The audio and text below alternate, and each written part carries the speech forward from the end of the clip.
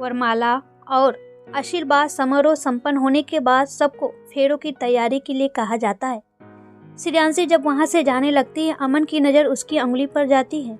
1 minute Shreyanshi रुको, तुमने सगाई की अंगूठी गलत अंगुली में पहनी है। वो हमारी इस अंगुली में स्वेलिंग आ गई है, इसलिए हमने दूसरी अंगुली में पहन ली।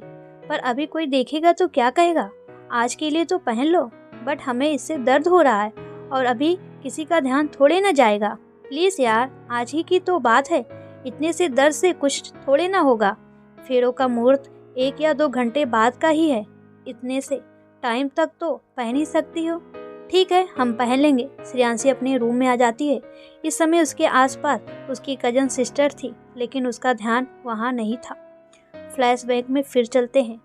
एक दिन सगाई के बाद रिहान की फैमिली श्रेयांशी के घर लंच के लिए आई थी। यासी, तुम्हारी अंगुली में क्या हुआ? कुछ नहीं रिहान, वो हम सुबह सब्जी काट रहे थे तो कट गई, तो इसमें से रिंग निकाल दीजिए। ये आप क्या कह रहे हैं रिहान? आपके घर वाले बाहर बैठे हैं और हम सगाई की अंगूठी निकाल दें? कैसी बातें कर रहे हैं आप?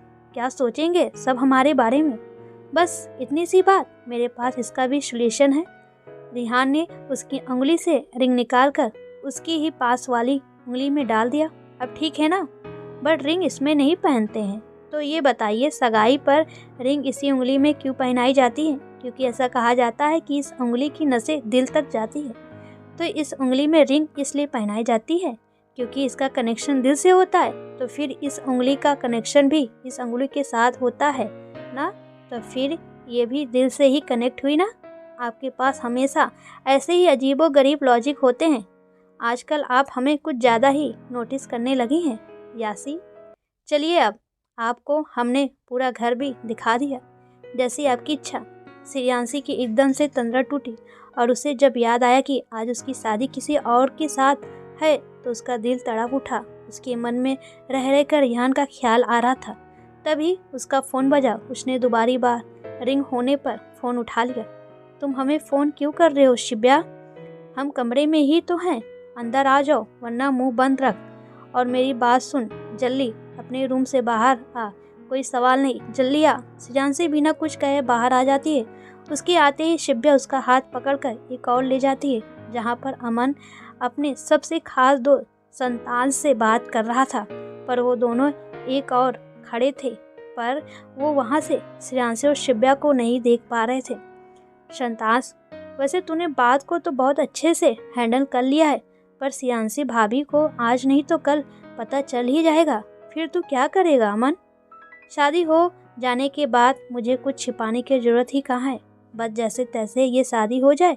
मुझे पता था श्रेयांशी को जब दहेज के बारे में पता चलेगा तो उसका रिएक्शन कुछ ऐसा ही होगा। वो इस शादी से पीछे भी हट सकती थी, और अगर अब ऐसा होता तो क्या इज्जत रह जाती मेरी और मेरे परिवार की। इसलिए मैंने और पापा ने श्रेयांशी के पापा से इस बारे में बात की। तो पता है उन्होंने क्या कहा? उन्होंने श्रेयांशी की तरफ से माफ़ी भी मांगी, और वो जो गाड़ी के लिए आनाकानी कर रहे थे ना, उसके लिए भी वो तैयार हैं। बस लेन देन का काम श्रेयांशी के सामने नहीं होगा। संतास बोला, वाह बेटा, तूने तो कमाल कर दिया। वहाँ पर तेरी होने वाली पत्नी तुझे हीरो समझ रही है कि तेरी वजह से यह शादी बिना दहेज के हो रही है, पर उन्हें क्या पता तुझे पूरा दहेज मिल रहा है। अरे मैं तो कहता हूँ तुझे तो इससे भी ज़्यादा मिलना चाहिए। सरकारी नौकरी है तेरी, क्या कमी है तुझ में? अरे लोग तो जो छोटी मोटी सरकारी नौकरी करते हैं उन्हें भी इतना देते हैं कि पूछ मत, और तेरी तो फिर भी इतनी बड़ी पोस्ट है। पता नहीं तूने भाभी की इतनी बातें कैसे सुन ली। इतने रिश्ते आए थे तेरे लिए, पता नहीं तूने यही क्यों चुना, जबकि वो सब तो कितना कुछ देने को तैयार थे। उसकी बात का अमन ने मुस्कुराते हुए जवाब दिया, यार तुम जानते हो ना, मेरी फैमिली को ये लोग अपनी जात बिरादरी में ही शादी करते हैं, और बाकी जो भी रिश्ते आ रहे थे तो उन सब में लड़कियां या तो कम पढ़ी लिखी होती थी या सुंदर नहीं होती थी, और मैं किसी ऐरी गैरी से तो शादी नहीं कर सकता हूँ ना। अभी श्रेयांशी को देख, पढ़ी लिखी सुंदर आज के ज़माने की स्मार्ट लड़की है, और वैसे भी इसकी वकालत तो मैं शादी के बाद वैसे भी छुड़ा दूंगा। बस एक बार ये शादी हो जाए। और हाँ, मैंने ये रिश्ता श्रेयांशी के घर भिजवाया था। एक सोशल इवेंट में देखा था इसे। श्रेयांशी के दिमाग में तो जैसे काम करना ही बंद कर दिया। वो वहाँ से दनदनाते हुए चली गई। और वहीं शिव्या ने अपना फ़ोन देखा जिसमें उसने वीडियो बनाई थी और उसके चेहरे पर मुस्कान आ गई। श्रेयांशी उसके पापा के कमरे में आई। वहाँ पर उसकी माँ, पापा, चाचा और बुआ बैठे कुछ बात कर रहे थे। श्रेयांशी बहुत गुस्से में थी। जितना गुस्सा वो अमन पर थी उतना ही गुस्सा उसे अपने माँ पापा पर आ रहा था। गुस्से से वो काँप रही थी। हम यह सब क्या सुन रहे हैं पापा? उसकी आंखों में से आंसू बहने लगे थे। उसकी बात सुनकर सब उसके पास आए। श्रेया, क्या हुआ बेटा? आप रो क्यों रही हैं? क्या हुआ है? बोलिए श्रेया, रुचिका ने उसका चेहरा हाथों में लेते हुए कहा। पर श्रेयांशी ने उसके हाथों को नीचे कर दिया। ये तो आप हमें बताएं कि हमने क्या बिगाड़ा है आपका? किस बात की सज़ा दे रहे हैं हमें? क्या हम बोझ हो गए हैं आपके लिए, जिसे आप बस जैसे भी हो सके अपने सिर से उतारना चाहते हैं? श्रेयांशी, क्या बकवास कर रही हैं आप? ये कोई तरीका होता है बात करने का? नहीं पापा, आज नहीं। आज हमारा तरीका चाहे जो हो, आपको हमारी बात सुननी होगी। आपको हमारे सवालों के जवाब देने होंगे। तभी वहाँ रोशनी और शिव्या भी आ जाते हैं। श्रेयांशी को कभी किसी ने भी इतने गुस्से में नहीं देखा था। सबको लगा उसके पापा भी अब बहुत गुस्सा हो जाएंगे, पर वो उसके पास आकर प्यार से बोले, हम जानते हैं आपके सवाल क्या है, पर बेटा हम जो भी कर रहे हैं आपकी खुशी के लिए कर रहे हैं। अमन बहुत अच्छे हैं, आप उनके साथ बहुत खुश रहेंगे। अच्छे तो रिहान भी थे ना पापा? खुश तो हम उनके साथ भी रहते। तो फिर आपने उनसे हमारा रिश्ता क्यों तोड़ा? उनके साथ हमारा रिश्ता अनमोल था, पर अमन के साथ हमारा रिश्ता आपने खरीदा है, और खरीदी हुई चीज़ें अक्सर बिक जाया करती हैं जब उनके भाव खरीदे हुए दाम से ज़्यादा हो। श्रेयांशी, जिंदगी किताबी बातों से नहीं कटती है। रिहान के साथ आपका कोई भविष्य नहीं है। भले ही हमें आज कीमत चुकानी पड़े, पर इस बात की खुशी रहेगी कि हमने आपको उज्जवल और सुरक्षित भविष्य दिया है। आप हमारे जन्मदाता हैं, भाग विधाता नहीं। आप हमारे लिए अमृत लेंगे, पर वो जहर में बदल जाए तो उसमें आपका दोष नहीं जाएगा, क्योंकि हमारे भाग में जहर है तो हमें वही मिलेगा। आप कितनी भी कोशिश करें पर उसे अमृत में नहीं बदल पाएंगे। अगर हमारे नसीब में खुशियाँ हैं तो वो हमें ज़रूर मिलेगी। आपको खरीदने की ज़रूरत नहीं होगी। और अगर माँ बाप ऐसे खुशियाँ खरीद सकते हैं ना, तो दुनिया की कोई भी बेटी दुखी नहीं होती।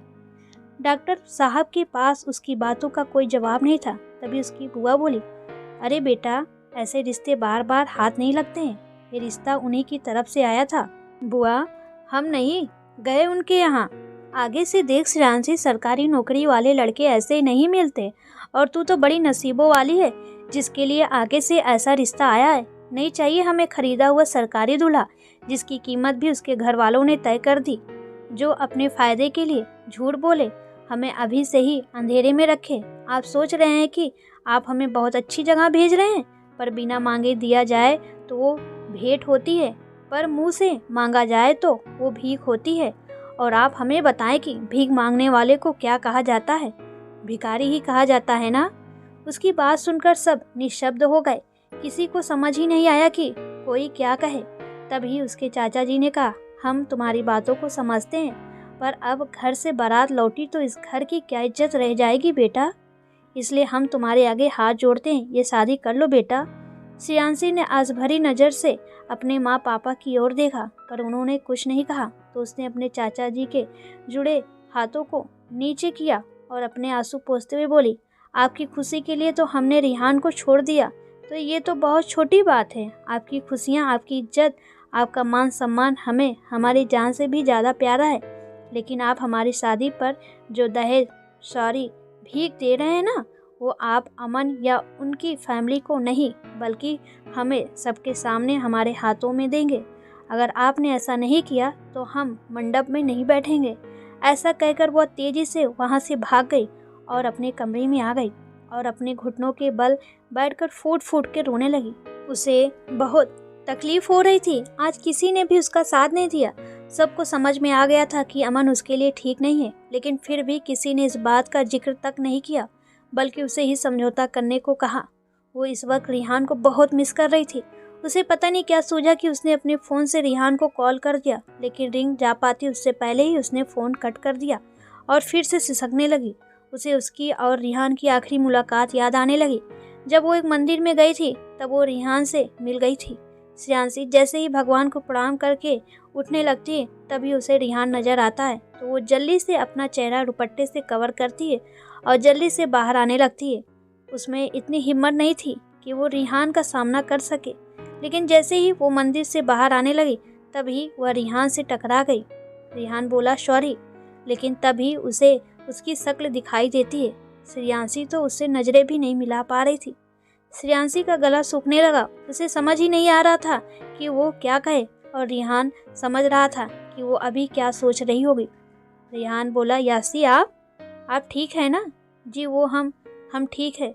श्रेयांशी को डर लग रहा था कि रिहान उसे कुछ सुना देगा और वो सब सहन कर सकती है, पर रिहान की नज़रों में अपने लिए नफरत नहीं। दोनों ने एक दूसरे का साथ निभाने की कस्में खाई थी, और जब रिहान का बुरा समय चल रहा था तब उसे उसका साथ छोड़ना पड़ा। रिहान बोला इतना awkward फील करने की ज़रूरत नहीं है यासी, जो भी हुआ उसमें आपकी कोई गलती नहीं है। मैं जानता हूँ आपने बहुत कोशिश की थी, बट अंकल नहीं माने। इवन मैंने और माँ पापा ने भी बहुत ट्राई किया, बट छोड़ो ये सब। और कैसी हैं आप? श्रेयांशी की आंखों में नमी तैर गई। रिहान हमें माफ़ कर दीजिए, हम इस रिश्ते को बचाने के लिए कुछ नहीं कर पाए। आपको गिल्टी फील करने की कोई ज़रूरत नहीं है। और किसने कहा हमारा रिश्ता नहीं बचा? हम सबसे पहले दोस्त थे ना, तो क्या हम अब दोस्त नहीं हैं? आप हमेशा हमारे बेस्ट फ्रेंड रहेंगे रिहान। आपकी जगह कभी कोई भी नहीं ले सकता है। मेरी ज़िंदगी में भी यासी की जगह कोई भी नहीं ले सकता, कभी भी नहीं। और आपकी ज़िंदगी में कभी भी कोई भी मुसीबत आ जाए तो आपका ये बेस्ट फ्रेंड हमेशा आपके साथ है। जब भी ज़रूरत हो बस एक आवाज़ लगा देना, मैं आ जाऊँगा। श्रेयांशी का गला भर जाता है, वो कुछ बोल नहीं पाती है और रिहान वहाँ से चला जाता। वो बस कुछ कदम ही चला होता है कि वापस आया और श्रेयांशी को अपने गले से लगा लिया और बिना उसकी ओर देखे ही कहा आपको दुनिया भर की सारी खुशियाँ मिले, गुड बाय यासी। उसकी एक आंखें से आंसू की बूंद झलक आई जो श्रेयांशी ने अपने कंधों पर महसूस की।